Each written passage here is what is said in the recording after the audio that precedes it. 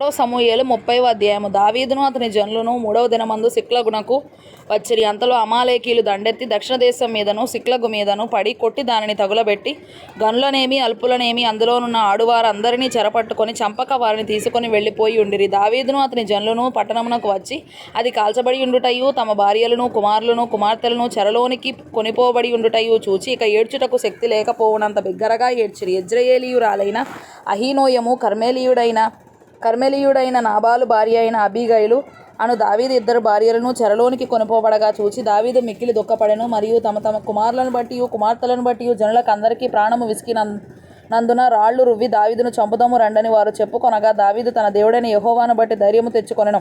పిమ్మట దావీదు ఏఫోదు తెమ్మని యాజకుడగు అహీమెలకు కుమారుడైన అబ్యాతారుతో చెప్పగా అబ్యాతారు ఏఫోదును దావీదు నొద్దకు తీసుకొని వచ్చెను. నేను ఈ దండును తరిమిన ఎడల దాన్ని కలుసుకొందునా అని యెహోవా యొద్ద దావీదు విచారణ చేయగా యెహోవా తరుము నిశ్చయముగా నీవు వారిని కలుసుకొని తప్పక నీ వారిని అందరినీ దక్కించుకొందువని సెలవిచ్చాను. కాబట్టి దావీదు అతని యొద్దనున్న 600 మందియును బయలుదేరి బెసోరు వాగు గట్టుకు రాగా వారిలో 200 మంది వెనుక విడువబడిరి. దావీదును 400 మందియును ఇంకా తరుముచూ పోయిరి గాని ఆ 200 మంది అలసటపడి బెసోరు వాగు దాటలేక ఆగిరి. ఆ 400 మంది పోవుచుండగా పొలములో ఒక ఐగుప్తీయుడు కనబడెను. వారు దావీదు నొద్దకు వాని తోడుకొని వచ్చి వాడు 3 రాత్రింబగళ్ళు అన్నపానములేమియూ పుచ్చుకొనలేదని తెలుసుకొని వానికి భోజనము పెట్టి దాహమిచ్చి అంజూర పడలోని ముక్కను 2 ద్రాక్ష గెలలను వానికిచ్చిరి.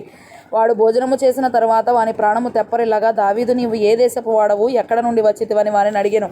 అందుకు వాడు నేను ఐగుప్తీయుడనై పుట్టి అమాలేకీయుడైన యొకనికి దాసుడనైతిని. 3 దినముల క్రిందట నేను కాయిలా పడగా నా యజమానుడు నన్ను విడిచిపెట్టి పోయెను.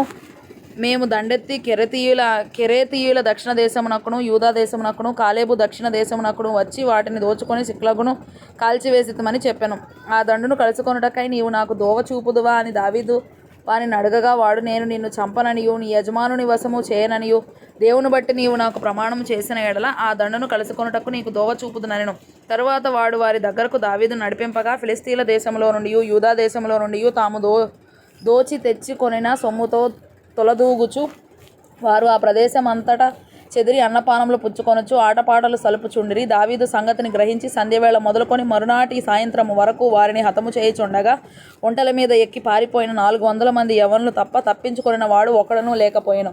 ఈలాగున దావీదు అమాలేకీయులు దోచుకొని పోయిన దానంతటిని తిరిగి తెచ్చుకొనెను. మరియు అతడు తన 2 భార్యలను రక్షించెను. కుమారులేమి కుమార్తెలేమి దోపుడు సొమ్మేమి వారు ఎత్తుకొని పోయిన దానంతటిలో కొద్దిదేమి గొప్పదేమి ఏదియూ తక్కువ కాకుండా దావీదు సమస్తమును రక్షించెను. మరియు దావీదు అమాలేకీయుల గొర్రెలన్నిటినీ ఒడ్లన్నిటినీ పట్టుకొనెను. ఇవి దావీదునకు దోపుడు సొమ్మని జనులు మిగిలిన తమ సొంత పశువులకు ముందుగా వీటిని తోలిరి.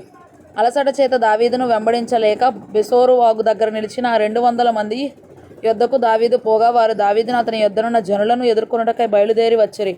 దావీదు ఈ జనుల యొద్దకు వచ్చి వారి యోగక్షేమం అడగగా దావీదుతో కూడా వెళ్ళిన వారిలో దుర్మార్గులను పనికిమాలిన వారునైనా కొందరు వీరు మనతో కూడా రాక నిలిచిరి గనుక తమ భార్యలను పిల్లలను తప్ప మనకు మరలా వచ్చిన దోపుడు సొమ్ములో మనమేమీ వీరికి ఇయ్యము, తమ భార్య పిల్లలను వారు తీసుకొని పోవచ్చునని. అందుకు దావీదు వారితో ఇట్లనెను, నా సహోదరులారా, యెహోవా మనలను కాపాడి మన మీదికి వచ్చిన ఈ దండును మనకు అప్పగించి మనకు దయచేసిన దాని విషయంలో మీరు ఈలాగున చేయకూడదు.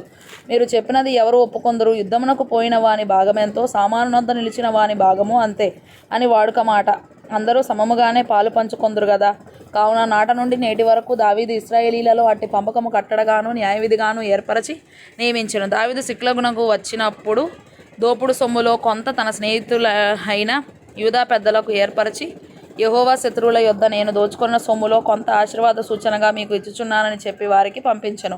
బేతేలులోను దక్షిణ రామోతులోను యత్తీరులోను అరోయేరులోను షిప్మోతులోను ఎస్తెమోలోను రాకాలులోను ఎరహ్మెయేలీయుల గ్రామములలోను కేనీయుల గ్రామములలోను హోర్మాలోను కోరాషానులోను అతాకులోను హెబ్రోనులోను దావీదును అతని జనులను సంచరించిన స్థలములన్నిటిలోనూ ఉన్న పెద్దలకు దావీదు పంపించెను.